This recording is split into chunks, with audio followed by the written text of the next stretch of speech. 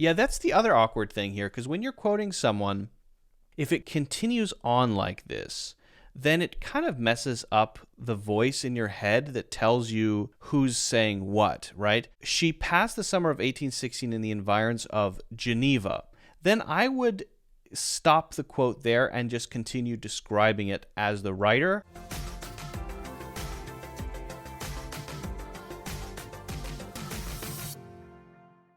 What makes bad writing bad? What makes good writing good?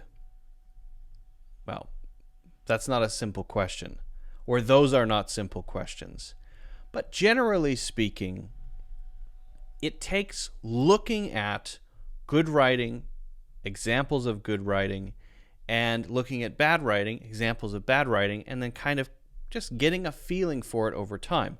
Now, you can pick up books like The Elements of Style, which is great. I would strongly recommend it. Most recommended book on writing clearly.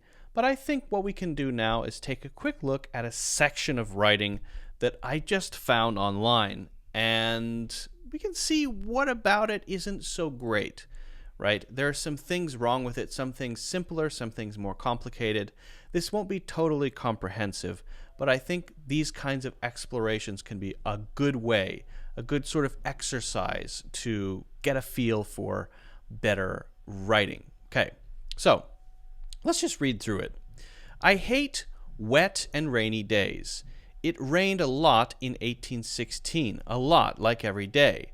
The weather in Europe was abnormally wet because it rained in Switzerland on 130 out of the 183 days from April to September. If I was Mary Shelley, I might decide to write a book too. After all, it was the only thing you could do without TV or anything. She said that she passed the summer of 1816 in the environs of Geneva. We occasionally amused ourselves with some German stories of ghosts. Okay, so what's your general impression? You probably feel it just like I did when I was trying to read through that. This is very clunky. It is hard to read through. It's not very smooth. It has a lot of things that cause you to stop and say, what was that, right? So what we're going to do is just take a look at this and see if we can fix a few things, not everything, okay? Well, are there any spelling problems? Yes, there is one right here. So, okay, rainy, let's spell that correctly. What the heck? Okay, I don't know why my rainy's like that. Let me rewrite that. Okay, R-A-I-N-Y. But if you think about it, why would we need to say wet and rainy? If it's rainy, it's wet, right? So it's possible that we can avoid being redundant here by just saying, I hate rainy days. Doesn't that have a lot more impact than saying I hate wet and rainy days? Because it's kind of saying the same exact thing. It rained a lot in 1816, a lot, like every day. We have an issue here with being redundant. Redundant means we're repeating things or saying things we don't need to say because it's already been said. It's already been expressed. Exactly. It's superfluous, right? Okay. So we might say it rained a lot in 1816 and then cancel a lot like every day. That sounds like spoken conversational English, right? Or we could say it rained every day in 1816. And I don't think it really matters which one you use, but pick one and don't repeat yourself. It rained, and we would change this if we wanted to use it to almost. It rained almost every day in 1816. So here, if we're going to restate this, and I can't write the whole thing out, I hate rainy days. It rained almost every day in 1816. That might be a good way to say that. The weather in Europe was abnormally wet because it rained in Switzerland on 130 out of 183 days. Now, if we wanted to say that, again, I feel like the whole thing is redundant. If we wanted to say it, we might say something like, it rained in Switzerland for 130 of 183 days. Or it rained 130 out of 183 days in Switzerland from April to September. is, again, very detailed. The general feeling here, I think, is that it is way too detailed, and no one cares about the specifics of how many days out of how many it rained. And also, we just said it rained a lot every day. So if we got rid of this whole thing, it rained almost every day in 1816, and we didn't say that, then we might say it rained in Switzerland for 130 out of 183 days. And then I would get rid of from April to September because I feel it's an unnecessary amount of detail. It's an excess of detail that nobody really cares about. If you want to say it, it's okay. But then don't say the weather in Europe was abnormally wet. And don't say the weather in Europe was abnormally wet because it rained. Why is the because here? It's wet because it rained? Think about that for a second. No, it's wet and it rained.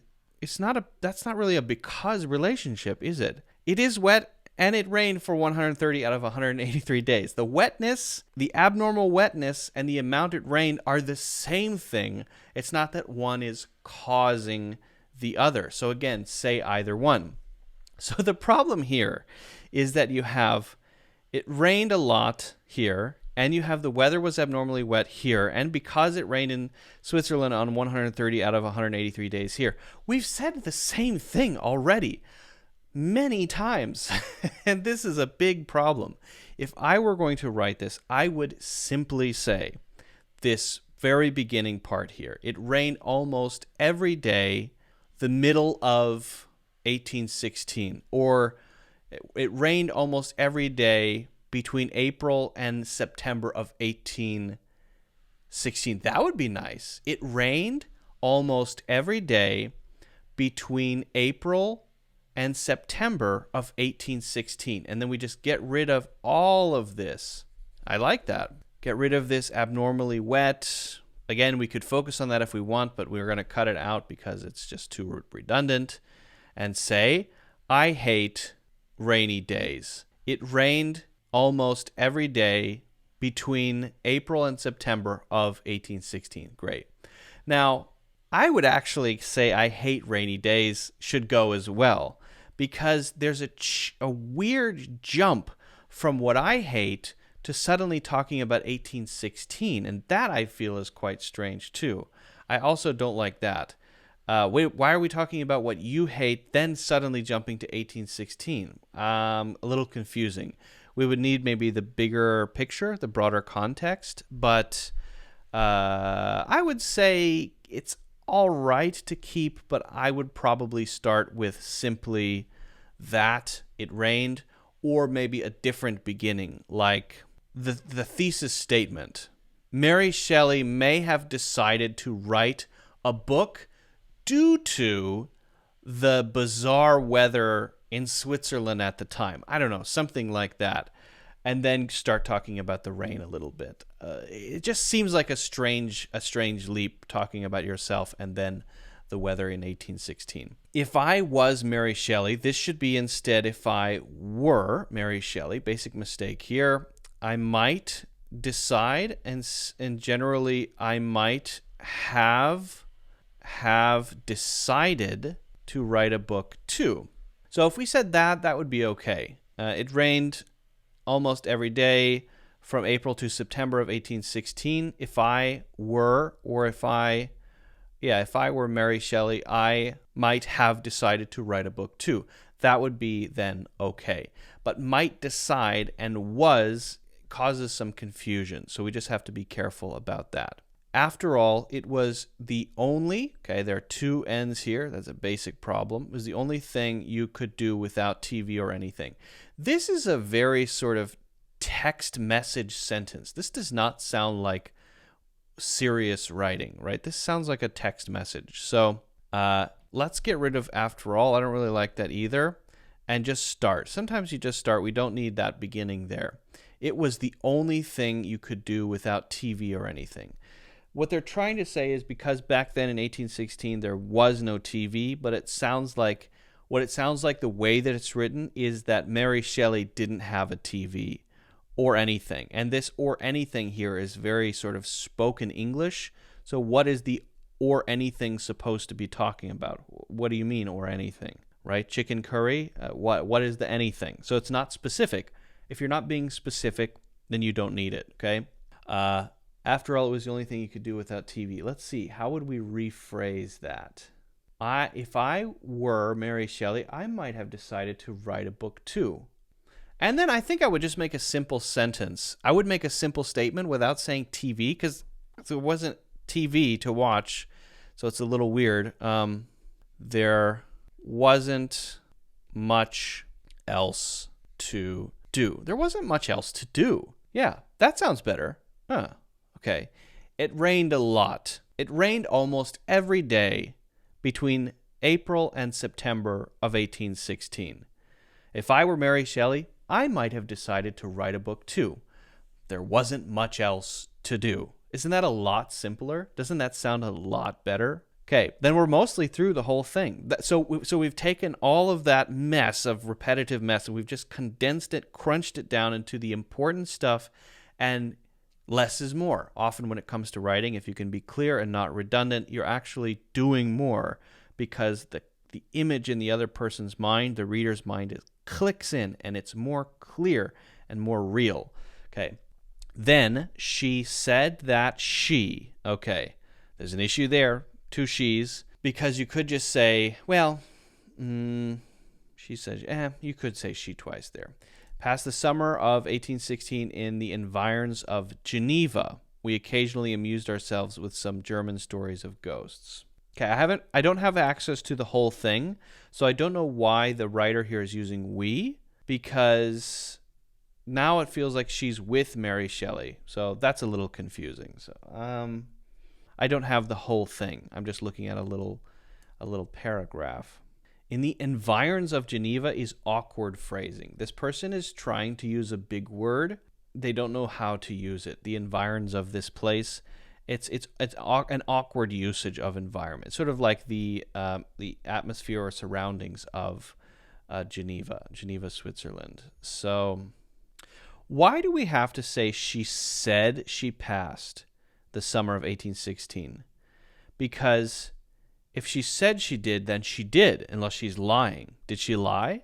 And if she's not lying, and we can assume she's not lying, then we don't need to say she said that she, because that little piece there feels awkward to me, and I think instead of saying that, we could just say she passed the summer of 1816 in the environs of Geneva. They're quoting here. She said that she, okay, let's say just this is the quote right here. Let's just say that's the quote.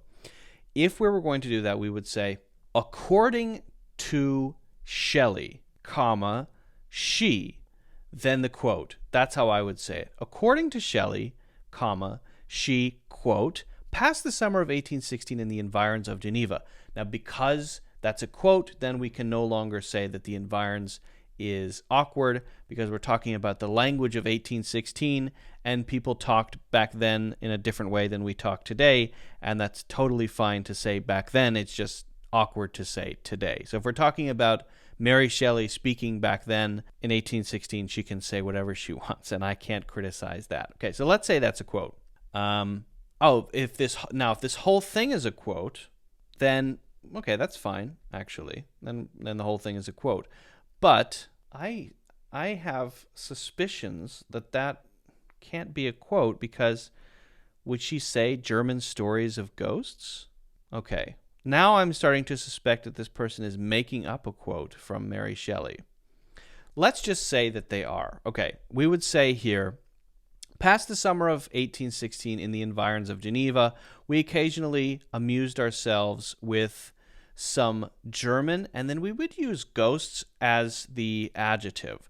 German ghost stories. German ghost stories would be better than stories of ghosts.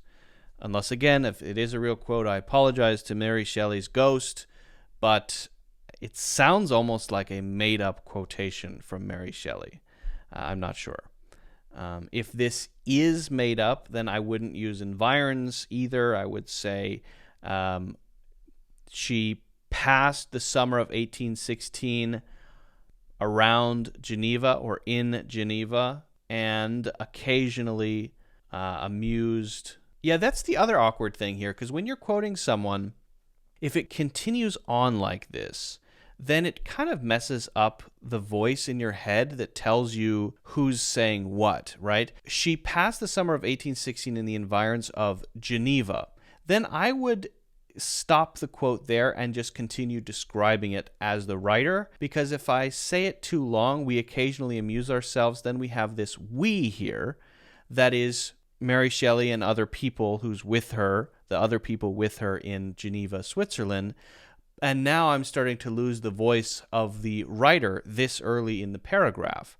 So I think it would be better here to do a shortened version. Past the summer of 1816 in the environs of Geneva, and then continue with where she and her maybe companions, she and her fellow writers, she and her maybe close friends amused themselves with German ghost stories.